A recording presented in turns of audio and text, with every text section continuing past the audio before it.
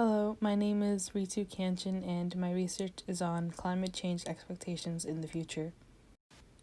Here is some background information on it, more specifically what it is and what causes it. Climate change refers to the deviations in the Earth's temperature, air pressure, clouds, wind, humidity, and precipitation patterns over time, as well as global warming caused by human emissions of greenhouse gases.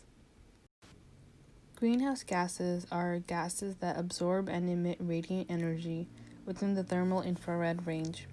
Primary greenhouse gases in Earth's atmosphere are water vapor, carbon dioxide, methane, nitrous oxide, and ozone. As seen in the animation to the left, first the sunlight reaches the Earth, then some energy is reflected back into space, while some are reabsorbed and re-radiated as heat. However, most of the heat is absorbed by greenhouse gases and reflected in all directions, resulting in the warming of Earth or global warming. Here is some more background information on it, more specifically what needs to be known about it. There are many aspects of climate change, and a few of them are listed here. First, we have frost-free season, which is a prediction that increases of a month or more and growing seasons are expected across the U.S. if gas emissions continue to grow. Also, droughts in the southwest and heat waves are predicted to become much more intense. Sea level will also rise as it has already risen about 8 inches since 1880, and it is expected to rise about 1 to 8 feet by 2100. The Arctic Ocean will also become ice-free and the melted water will contribute to the rising sea level. Additionally, according to the World Health Organization, climate change is expected to cause approximately 250,000 additional deaths per year between 2030 and 2050. The number is high because as temperature rises, so will the number of people suffering from heat stress, heat stroke, and cardiovascular and kidney disease. As air pollution worsens, so will respiratory health, especially for the people living with asthma worldwide.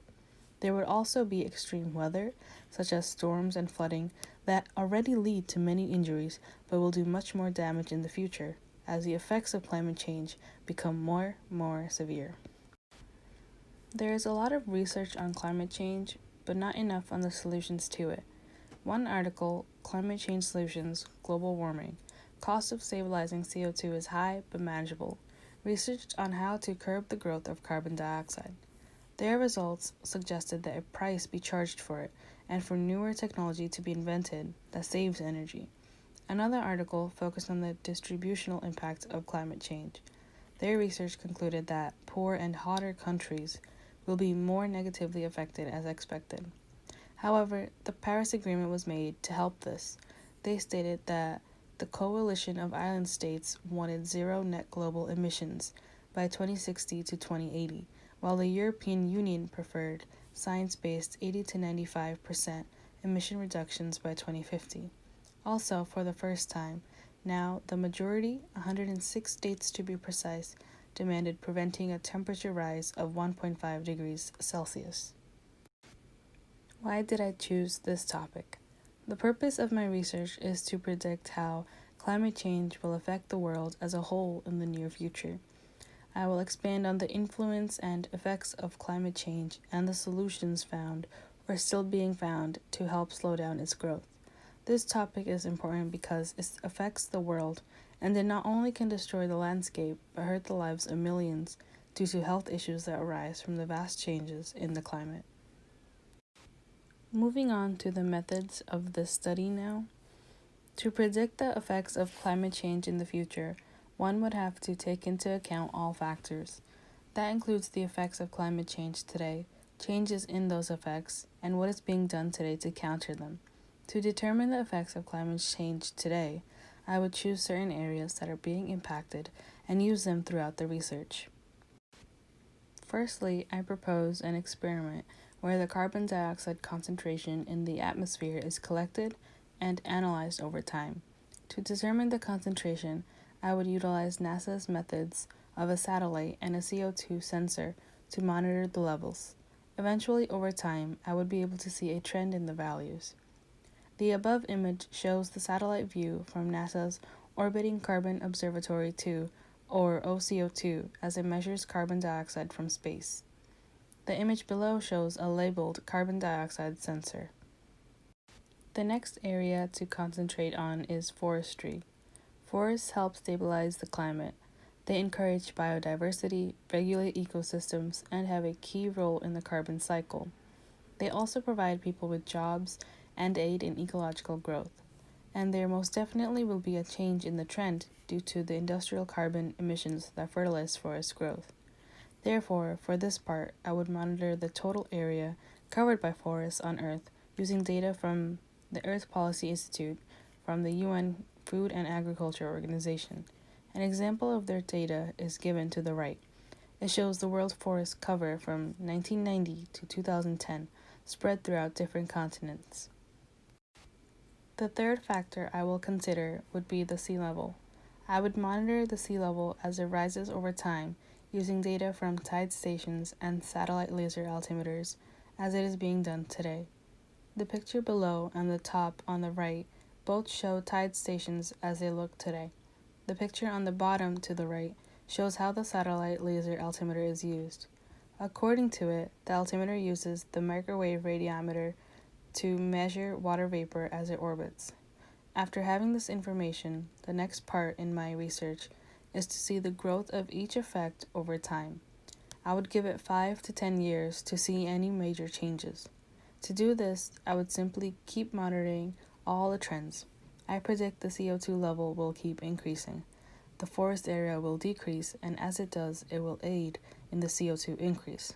That is mainly because more forest area would mean more carbon dioxide being absorbed and removed from our atmosphere. The sea level will also keep increasing due to the added water from melting ice and expanding seawater as it warms. As seen, all the factors of climate change relate to each other in a domino effect, and so the trends work hand in hand. After determining the changes in those effects through the different trends monitors, I would need to research what is being done today to counteract the rapid growth of climate change. This will play a key role in predicting the climate change expectations in the future, which is what the study focuses on. To do so, I propose gathering data from top corporations leading the fight to erase their carbon footprint, as well as smaller companies to see if they have any plans to do the same. I would conduct interviews to learn about their plans about going green, and if they do not have any yet, I would offer some insight into why they should begin to implement them.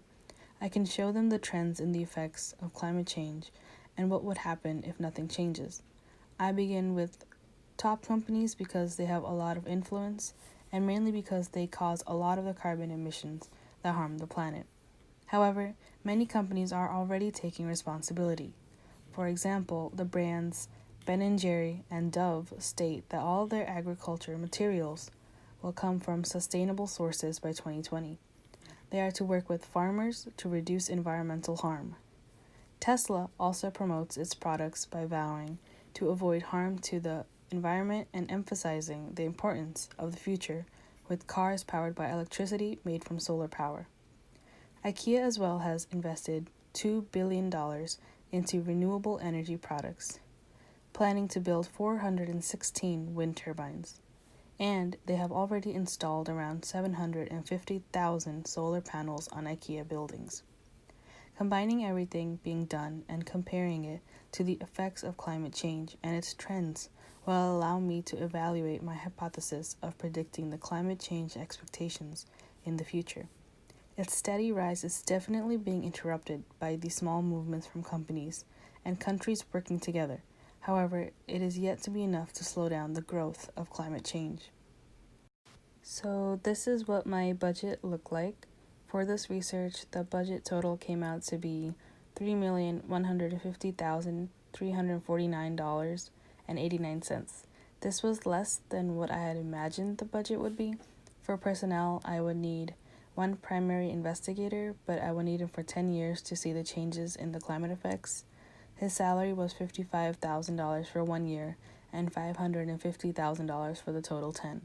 I would also require 4 graduate students who would take $35,000, but I would also need them for 10 years, so the total would be $1,400,000. Lastly, I would need a statistician to keep an eye on all the trends and the numbers associated with them.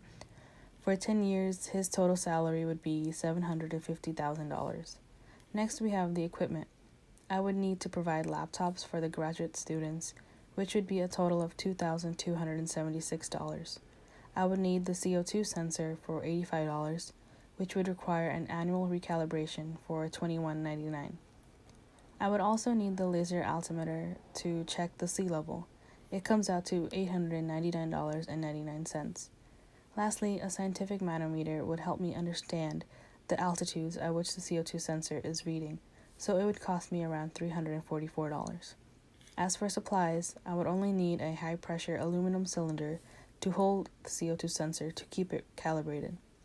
Because I am staying in New Jersey, I would not have any accommodation or travel expenses. However, I would need to provide incentives to interview large companies as well as ask for data from NASA and the Earth Policy Institute. For companies, I am willing to give $1,000 per year if they are needed. For NASA, $25,000, and for the Earth Policy Institute, $10,000. With this, my total came out to the $3,150,349.89.